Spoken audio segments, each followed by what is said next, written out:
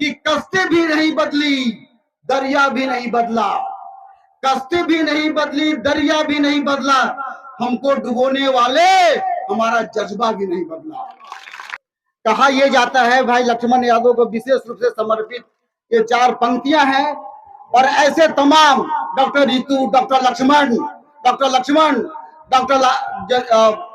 Delhi university के Lal Yadav sir, Lal ji, और तमाम हमारे साथी जिन्होंने इस रिजिम में सरकार को चैलेंज करते हुए उन्होंने दिखाया है कि सरकारी नौकरी में तुम मुझे रोक नहीं सकते, हम तुम्हारी सरकारी नौकरी को लात मारते हैं। और यह कहते हुए मैं उन्हीं के लिए 4 पंक्ति कहता हूं। वसीम बरेलवी के कश्ती भी नहीं बदली, दरिया भी नहीं बदला। कश्ती भी नहीं बदली, दरिया भी नहीं बदला, हमको डुबोने वाले हमारा जज्बा भी नहीं बदला। अरे हमको डुबोने वाले हमारा जज्बा भी नहीं बदला। ये शौक के सफर ऐसा है, ये हमारा शौक मरने का शौक, सेक्रीफाइस का शौक। ये शौक के सफर ऐसा है कि एक उम्र हुई हमसे, मंजिल भी नहीं पाई और रास्ता भी नहीं बदला। हमारे लोग रास्ता बदल लेते हैं। अगर बीजेपी में होते हैं तो जय श्री राम चिल्लाते हैं, बहुजन समाज पार्टी में होंगे तो जय भीम कहेंगे, यदि समाजवादी पार्टी में है जय लोहिया कहेंगे। ऐसे ऐसे आइकन चुन करके अपना बात करते हैं, लेकिन हम लोगों ने रास्ता नहीं बदला। यहाँ पे इलाहाबाद में मैं हूँ, चाहे दिल्ली यूनिवर्सिटी में लक्ष्मण यादव हो, चाहे रतन लाल सर हो, चाहे डॉक्टर रितु हो, आप सब लोग देख रहे हैं। मैं ये कहना चाहता हूं कि आप लोग भी रास्ता ना बदलिए। और जब से मैं इलाहाबाद से आया हूं तो राम की तस्वीर लगाई गई है, राम की मूर्ति, ये झंडा लगाया गया है। मैं ये उम्मीद करूंगा कि आज के बाद यहाँ से आप जाएंगे, यदि सचमुच में प्रेरणा लेने आए हैं तो आपके घरों के ऊपर नीला झंडा डॉक्टर अम्बेडकर का होना चाहिए।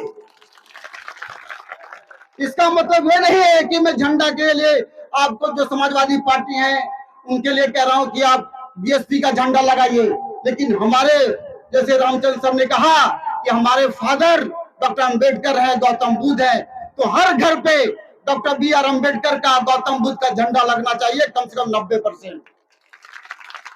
तब हमें पता चलेगा कि हमारे पेरियार ललई यादव, बहुत यादव आए लेकिन पेरियार ललई यादव हमारे आइकन्स हैं। हम अपने पेरियार ललई यादव की जयंती मनाएंगे, हम आपसे कहना चाहते हैं। तो मैं अपनी बात इसी शब्दों से शुरू करना चाहता हूं साथियों, कि अब आज चूंकि रविदास जी की बात हो रही है तो मैं सबसे पहले ज्योतिराम सर यादव की किताब से ही कोट करना चाहूंगा कि इतिहास में आश्चर्य की बात है कि हिंदी साहित्य के इतिहास में रविदास जी को पढ़ाया जाता है और इतिहास में नहीं पढ़ाया जाता।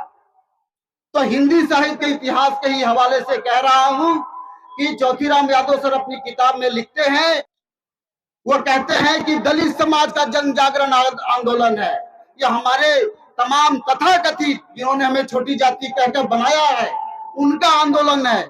और यह बातें न केवल ज्योतिराम यादव सर बल्कि हमारे तमाम जो इतिहास के छात्र हैं, इतिहास के प्रोफेसर हैं, चाहे वो बिमल तोरट हो, चाहे कमल भारती हो, चाहे लक्ष्मण भाई हो, सब लोगों का कहना है कि यह हमारा दलित आंदोलन है और ये कई किताबों में आया है। तो मैं आपसे कहना चाहता हूं कि जब आपके बच्चे, क्योंकि आप ही को पढ़ाना है, हमारी माता बहनों को पढ़ाना है, आश्चर्य की बात है कि हमारे भाई, दोस्त, बंधु सबके दिमाग में जाति हावी है। मैं कई बार कहता हूं कि बचपन में हमारे टीचर थे, हमको कहते थे छ से क्षत्रिय पढ़ो, ता से तलवार पढ़ो, ड से डमरू पढ़ो, फिर कहते थे राम स्कूल जाता है, सीता खाना पकाती है। यही बात मेरी माँ भी कहती थी, यही मेरे पिताजी भी कहते थे, यही हमारे टीचर भी कहते थे। हमारे दिमाग में आ गया कि हाँ भाई राम ही स्कूल जाएगा।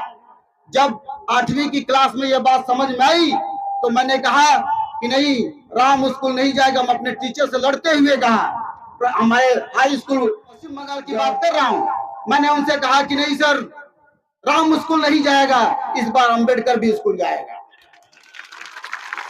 ये सत्य घटना बता रहा हूँ, ये चेतना का स्तर बता रहा हूँ कि पढ़ाई के बाद चेतना कैसे बदलती है।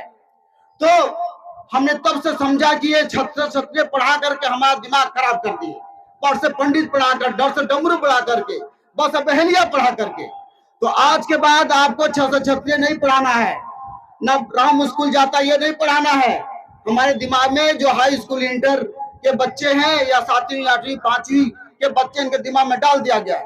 इसी तरह से हमारे रविदास जी के बारे में डाल दिया गया कि रविदास तो पूर्व जन्म के ब्राह्मण है, और पूर्व जन्म के ब्राह्मण कह करके हमारे समाज में एक घोल कर दी गई। RSS, BJP